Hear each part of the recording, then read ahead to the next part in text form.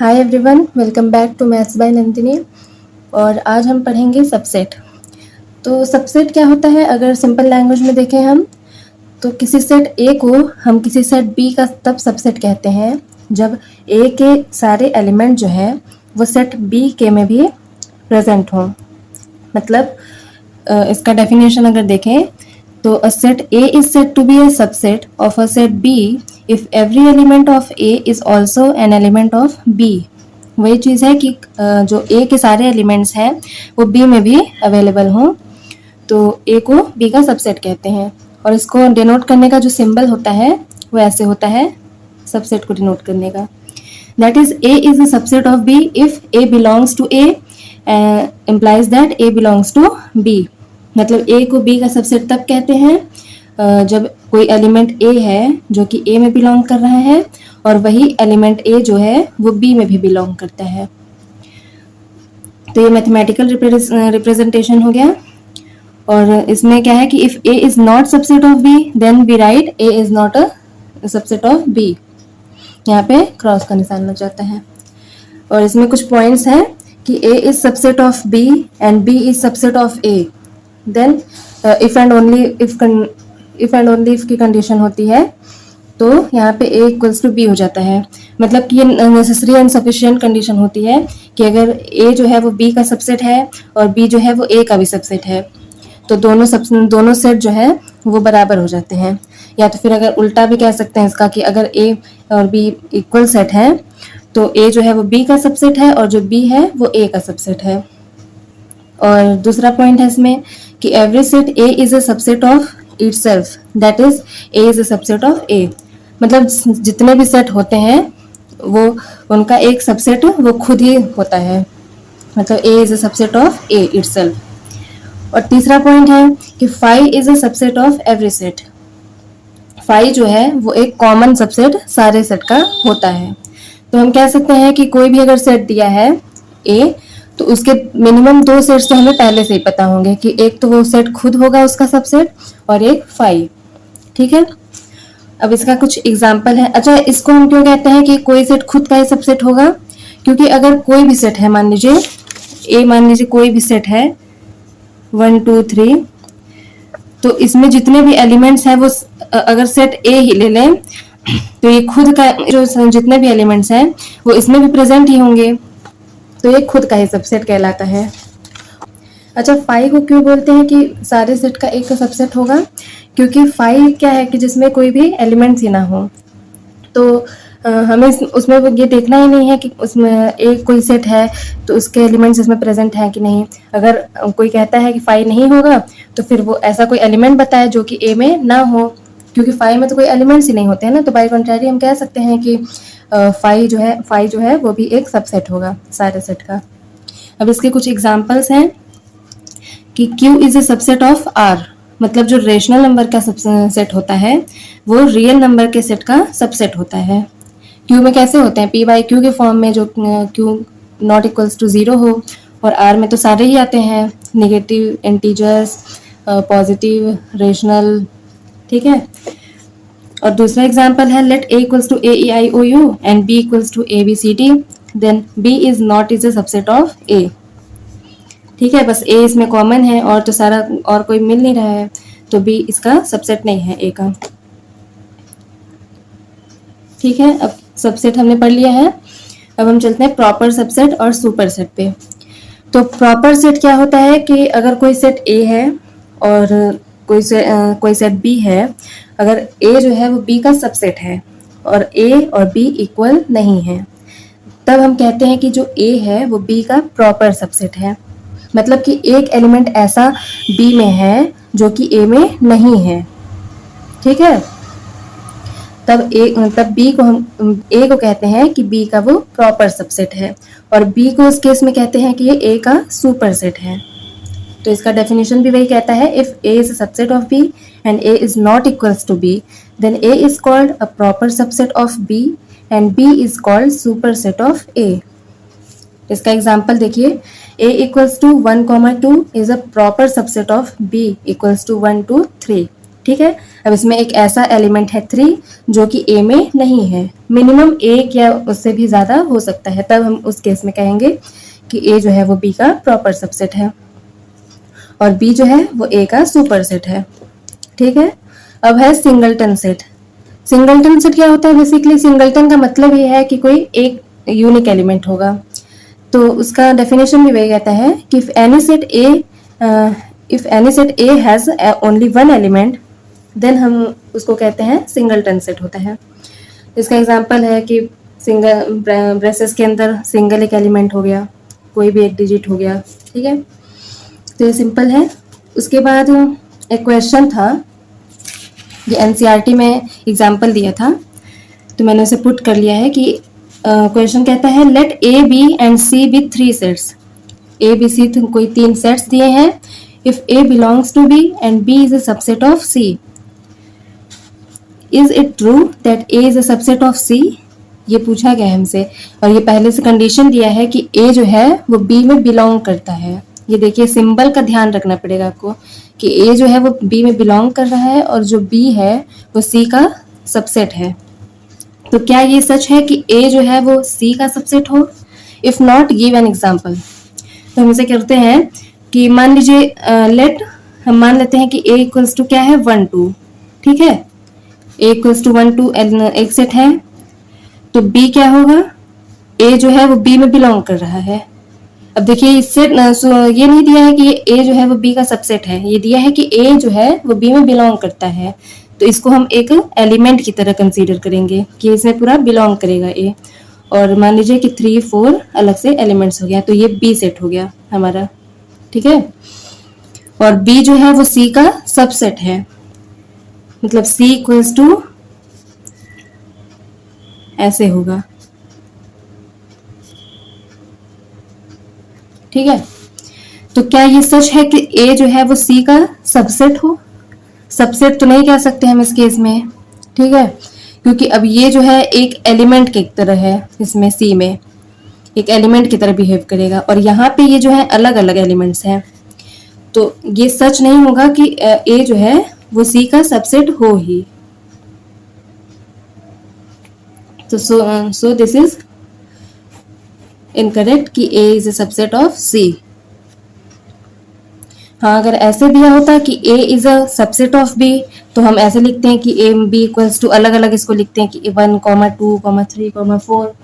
तो ये सारे अलग अलग एलिमेंट्स की तरह बिहेव करते हैं। फिर सी में भी वो आते हैं कि 1 2 क्योंकि बी भी सी का सबसेट है। लेकिन यहाँ पे ये पूरा जो है वो एक एलिमेंट की तरह बिहेव करेगा। जैसे 3 एक अलग एलिमेंट की तरह बिहेव कर रहा है, वैसे ही ये पूरा जो सेट में दिया है ये भी एक एलिमेंट की तरह बिहेव करेगा। So this is not true कि A is a subset of C. Now हम आगे बढ़ते हैं। आगे दिया है कि subsets of set of real numbers. Real number के सेट के कितने सबसेट होते हैं वो हमें देखना है। तो इसके जो सबसेट्स होते हैं वो कितने हो सकते हैं? Natural number, integers, rational numbers. ठीक है, ये सारे इसके सबसेट होंगे। अब इसमें कुछ रिलेशन दिया गया है कि नेचुरल नंबर का जो सेट है वो इंटीजर्स के सेट का सबसेट है और जो इंटीजर्स का सेट है वो रेशनल नंबर के सेट का सबसेट है। तो ये तो कॉमन सी बात है कि इंटीजर्स में प्लस माइनस सारे आएंगे। ठीक है, तो हमें नेचुरल नंबर्स में सिर्फ पॉजिटिव वाले इंटीजर्स लेने हैं जो कि 0 से ग्रेटर हों। तो ये इसका सबसेट हो गया। अब क्यू में आएंगे पी बाई क्यू के फॉर्म में और नेगेटिव पॉजिटिव दोनों आएंगे। तो इंटीजर्स में हम रेशनल से इंटीजर्स हम बना सकते हैं। ठीक है, तो ये भी ट्रू है। अब दूसरा रिलेशन है कि Q is a subset of R। Rational number का जो सबसेट होता है, रेशनल नंबर का जो सेट होता है वो रियल नंबर के सेट का सबसेट होता है। अब रियल में तो सारे ही आते हैं। ठीक है, तो रेशनल नंबर का सेट भी सबसेट होगा। और T यहाँ पे है इररेशनल नंबर का सेट। तो इररेशनल नंबर का जो सेट है वो रियल नंबर के सेट का सबसेट है। और है कि नेचुरल नंबर का सेट इररेशनल नंबर के सेट का सबसेट नहीं होगा। तो ये कॉमन सी बात है, ये ज़्यादा इम्पोर्टेंट है नहीं। फिर हम पढ़ेंगे इंटरवल्स। इंटरवल्स क्या होते हैं? इंटरवल्स बेसिकली अगर हम बेसिक देखें तो 2 ही तरह के होते हैं कि ओपन इंटरवल, क्लोज इंटरवल। और ओपन इंटरवल में क्या होता है कि ऐसे ओपन ब्रैकेट में लिखते हैं ए बी, अगर कोई एलिमेंट्स होते हैं जो आर से बिलोंग करते हैं रियल नंबर से, और ए जो है वो बी से लेस होना चाहिए, ठीक है। तो ये ओपन इंटरवल हो जाता है। ओपन इंटरवल का मतलब क्या है कि जैसे जो ये कॉर्नर वाले एलिमेंट्स होते हैं जो ब्रैकेट के पास होते हैं, उनको हम इसमें कंक्लूड नहीं करते हैं, ठीक है, उनको बाहर कर दिया जाता है, और जो उनके अंदर के जितने भी एलिमेंट्स आते हैं उनको सिर्फ मतलब लिया जाता है। और क्लोज इंटरवल में जो होते हैं वो स्क्वायर ब्रैकेट में लिखा जाता है उन्हें, और इसमें जो है जो ब्रैकेट के पास वाले होते हैं, जो कॉर्नर वाले एलिमेंट्स होते हैं, उन्हें भी कंक्लूड किया जाता है। तो ये क्लोज इंटरवल का रिप्रेजेंटेशन हुआ, ये ओपन इंटरवल का। तो इसमें देखिए अब लाइन पे इसको प्रेजेंट किया गया है कि ए बी कोई दो एलिमेंट्स हैं, दो नंबर से मान लीजिए जो रियल नंबर से बिलोंग कर रहे हैं, तो उनको हम ओपन इंटरवल का और इसका देखिए ऐसे भी रिप्रेजेंटेशन होता है कि ये जो पॉइंट है इसको ऐसे खुले में लिखते हैं कि इसको इंक्लूड नहीं किया गया है, ये एक्सक्लूड किए गए हैं। और क्लोज्ड इंटरवल में इन दोनों को भी इंक्लूड किया जाता है और इसको स्क्वायर ब्रैकेट में लिखा जाता है। और इसका कुछ अलग फॉर्म होते हैं कि ए को इंक्लूड किया गया है, बी को एक्सक्लूड किया गया है, मतलब सेमी ओपन बोल सकते हैं, इसे सेमी ओपन बोल सकते हैं या फिर सेमी क्लोज बोल सकते हैं कि इंक्लूडिंग ए और एक्सक्लूडिंग बी। बी को एक्सक्लूड कर दिया गया है, ए को इंक्लूड किया गया है इसमें। और एक है दूसरा होता है कि ए को एक्सक्लूड कर दिया गया है और बी को इंक्लूड किया गया है, तो एक साइड से ओपन लगाते हैं, दूसरे साइड से क्लोज लगाते हैं।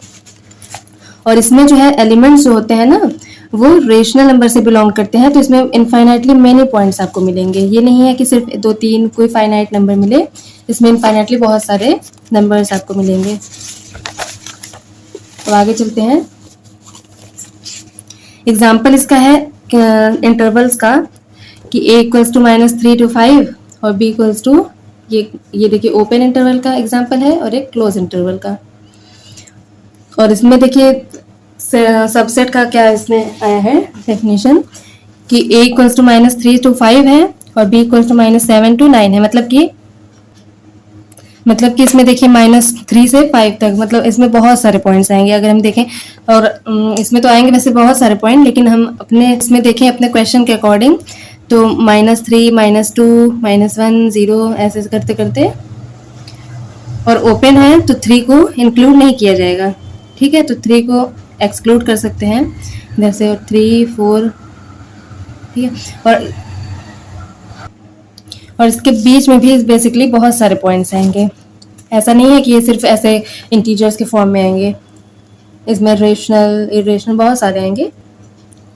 और ये जो सेट दिया गया है तो इसमें -7 -6 -5 ऐसे 8 9 ये क्लोज्ड है, तो इसमें -7 और 9 को भी इंक्लूड करेंगे। तो ये देखिए ये जो सेट है ये इसका सबसेट कहलाएगा, क्योंकि -3 इसमें भी होगा, -3 इसमें, अरे -2 जो इसमें है वो -2 इसमें भी होगा, -1 इसमें भी है तो इसमें भी होगा, 0 है तो 0 इसमें भी होगा, और भी जितने भी बीच में होंगे रेशनल्स इरेशनल्स सारे इसमें भी होंगे।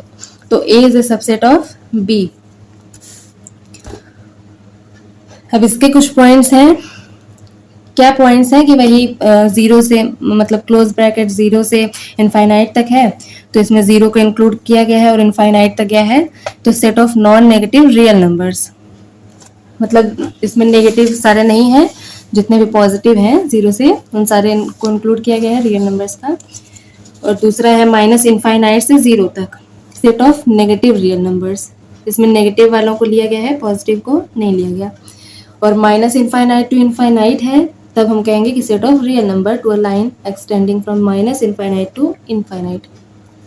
ये पूरे रियल नंबर्स का सेट का रिप्रेजेंटेशन हो सकता है इंटरवल्स के फॉर्म में इसको, ठीक है। अब नोट क्या है कि पहला नोट है an interval contains infinitely many points, ये मैंने पहले ही बता दिया था। और दूसरा है कि b minus a is said to be length of any of the intervals above, मतलब b माइनस ए जो है यहाँ पे जो था b माइनस ए, जो कॉर्नर के एलिमेंट्स हैं उनको अगर माइनस कर देंगे लास्ट वाले से पहले में, तो वो क्या होगा, लेंथ कहलाएगा इंटरवल का, किसी भी इंटरवल का, वो चाहे ओपन हो, चाहे क्लोज्ड हो, चाहे सेमी क्लोज हो, चाहे सेमी ओपन हो, सबका वो लेंथ कहलाएगा। अब है यूनिवर्सल सेट। यूनिवर्सल सेट क्या होता है? यूनिवर्सल, अब अगर हम देखें नॉर्मल, मतलब नॉर्मल लाइफ में देखें तो यूनिवर्स का मतलब ही क्या होता है कि जो सबको कंटेन किया है, ठीक है। जैसे इस, तो जो गैलेक्सीज हैं, स्टार्स हैं, प्लैनेट्स हैं, जो सबको कंटेन किया हुआ है, वो कौन कंटेन किया है? यूनिवर्स। तो यहाँ पे भी यूनिवर्सल का मतलब वही है कि यूनिवर्सल मतलब सबसे बड़ा, कि जो सबको कंटेन किया हो। अब बड़ा का क्या सेंस है कि जैसे कोई भी अगर सेट है, मान लीजिए ए है, बी है, ठीक है, और ए जो है वो ए जो है वो बी का कॉम्प्लीमेंट है, मान लीजिए कॉम्प्लीमेंट है। अब कॉम्प्लीमेंट का अलग से आएगा आगे लेक्चर में, पर ऐसे समझ लीजिए कि ए जो है वो बी का कॉम्प्लीमेंट है। कॉम्प्लीमेंट क्या होता है? जैसे कि जो बी के एलिमेंट्स है ना, उसको छोड़ के जितने भी एलिमेंट्स होंगे, बी के एलिमेंट्स को हटा दें अगर, तो इसके अलावा जितने एलिमेंट्स होंगे वो कॉम्प्लीमेंट में आते हैं, ठीक है।